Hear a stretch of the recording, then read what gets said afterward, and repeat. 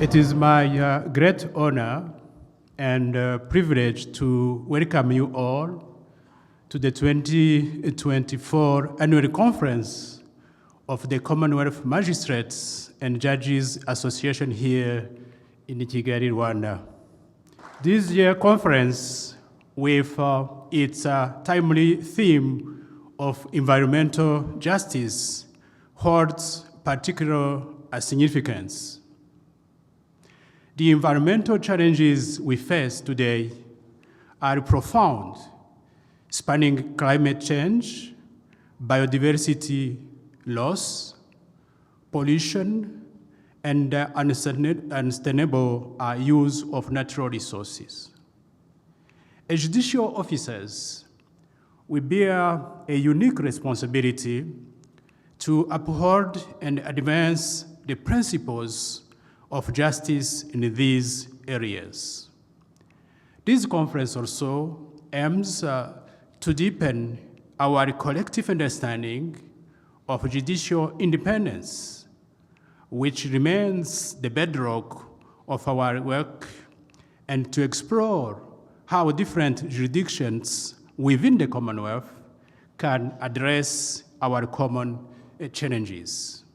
As you've already heard this morning, but it bears repeating, this association that we're here to meet with, we exist to advance education in the law and the administration of justice, to support and inform the work of the judiciary throughout the Commonwealth, and to promote the independence of the judiciary.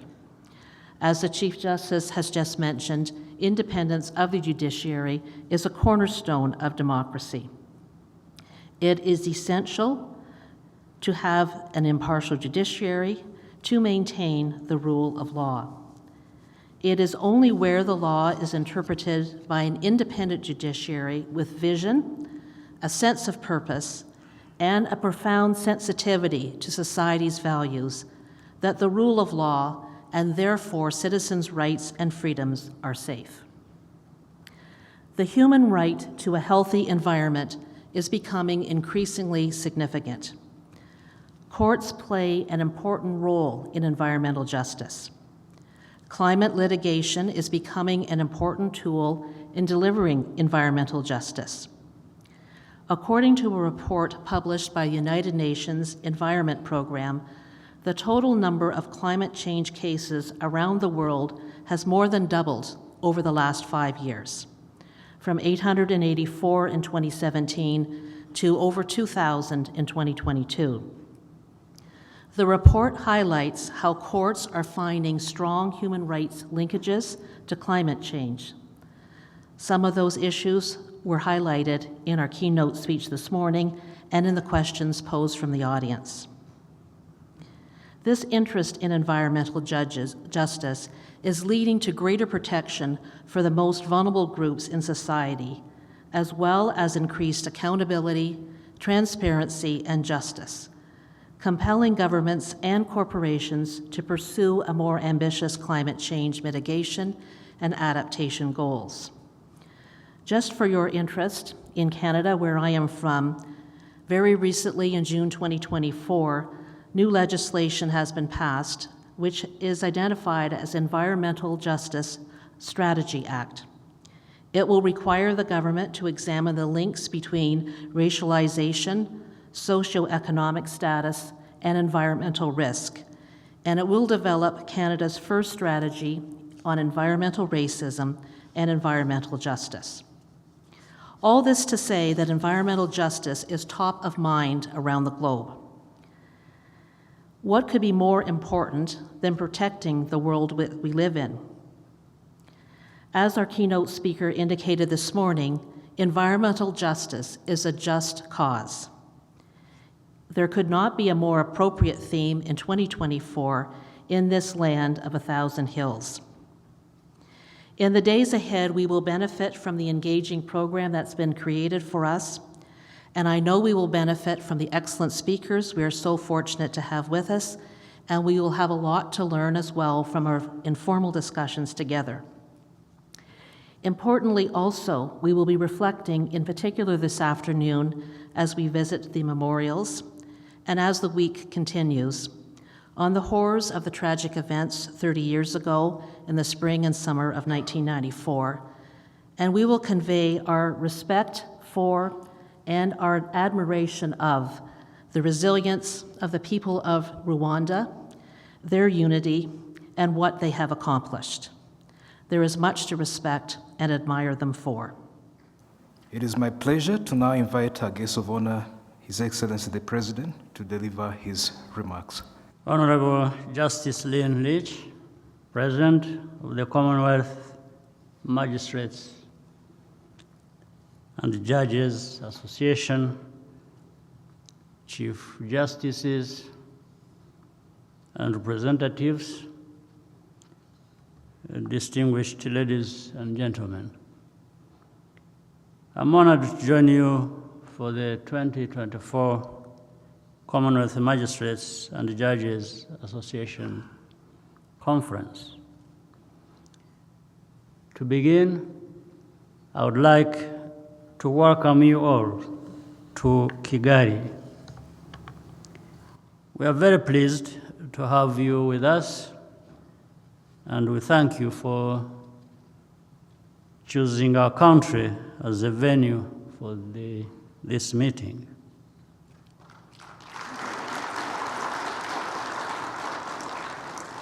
Environmental justice, the theme of this important gathering, is a top priority for the Commonwealth. In fact, 2 years ago, when Rwanda had the privilege of hosting the Commonwealth Heads of Government meeting, the urgent threat of climate change was at the top of the agenda. Today, global greenhouse gas emissions are disproportionately impacting Africa and small island developing states. But no country can afford to be complacent. All over the world, temperatures are rising at unprecedented rates. The quality of the air we breathe is constantly declining, putting us all at risk. Indeed, enacting environmental laws and policies is essential if we want to build a cleaner and more sustainable future. Even more important is having a strong and independent judiciary that enforces the law and puts the needs and interests of our people first. In Rwanda, after the genocide, we embarked on a journey to reform the justice system. This was a deliberate choice, driven by the conviction that the rule of law is a key building block for peace, security, and development. One of the most consequential laws our country passed is the ban on plastic bags. The effect has been tremendous.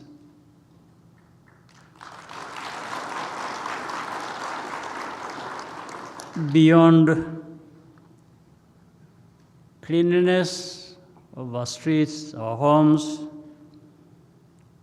this decision reinforced the importance of managing our resources without too much dependency from the outside. Over the years, we have also taken seriously the conservation of our national parks.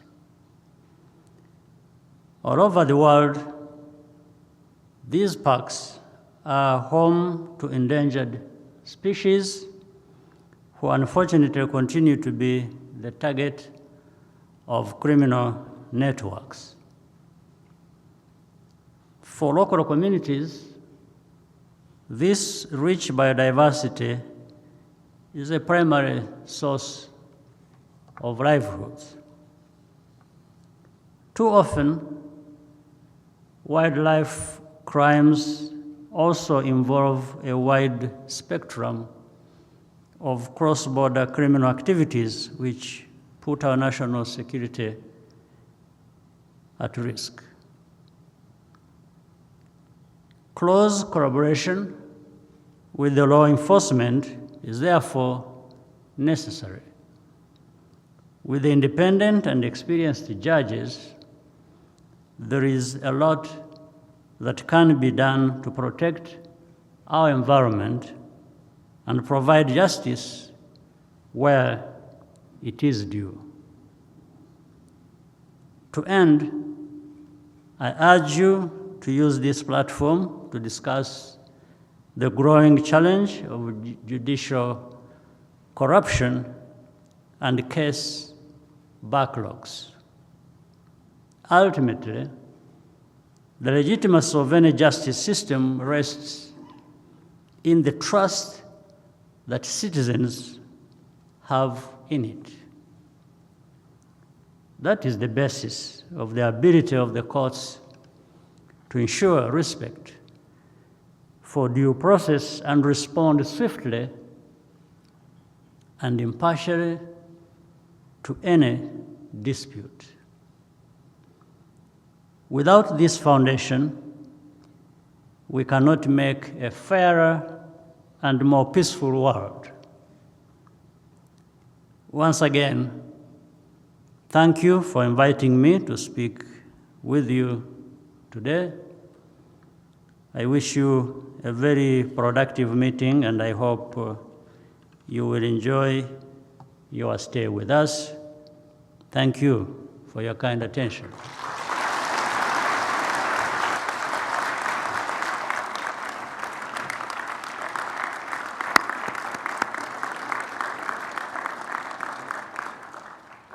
Your Excellency, Mr. President, thank you for your remarks.